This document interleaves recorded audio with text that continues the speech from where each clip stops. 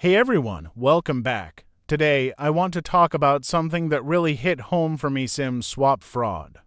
It's a scary thing that can happen to anyone, and I think it's super important for all of us to be aware of it, so let's dive in. Recently, there was a pretty shocking case involving a company called Sri Krishna Steel. This happened on December 22nd, and the owner, Vikas Gupta, received an initial SMS from Airtel that set off a chain reaction he never saw coming. It was just a regular day, right? But then boom. The SMS said something about a SIM swap. And that's when the panic started to kick in. So picture this. You get this text and immediately your heart sinks. You know something's off. Vikas, like many of us would, felt that rush of anxiety. It's like the world just tipped on its axis. He quickly realized that if someone had access to his SIM, they could get into his bank accounts and personal information. That's terrifying. The warning signs were all there in that SMS alert. It's crucial to act fast in these situations. You can't just sit around and hope it's a mistake.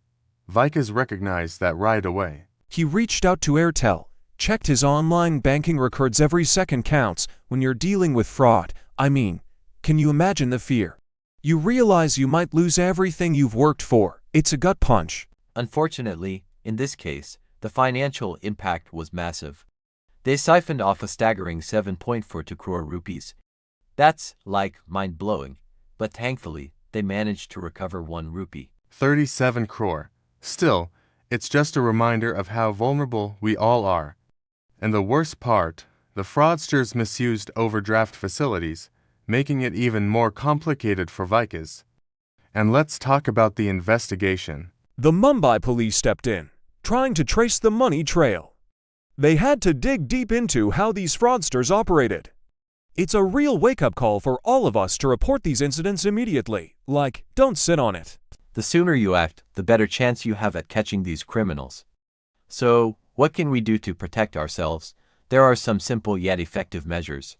First, keep an eye on your account activity. If something feels off, report it. And remember, if you get a suspicious message, don't just ignore it. Reach out to your telecom provider. Cybersecurity education is so important. We need to stay informed and vigilant. As I reflect on this incident, I can't help but feel a mix of emotions: anger, fear, and even a bit of gratitude that Vikas shared his experience. It really opened my eyes to the reality of cyber threats. It's so easy to think, oh, that won't happen to me. But the truth is, it can happen to anyone. And it's tough to process these feelings, but I realized that we need to talk about it more. Sharing these stories helps us all stay alert and learn from each other. There's a community out there, and we can support one another. So if there's one takeaway from this, it's to stay aware and be proactive. Even in tough times, there's something positive we can grab onto. Maybe it's just the reminder to be thankful for what we have and to keep our loved ones close. We're all in this together. Before I wrap up, I just want to encourage you all to subscribe, like, and comment below. Have you ever experienced something like this? Share your story. Let's keep this conversation going and help each other stay safe. Thanks for tuning in, and remember to stay vigilant. Until next time.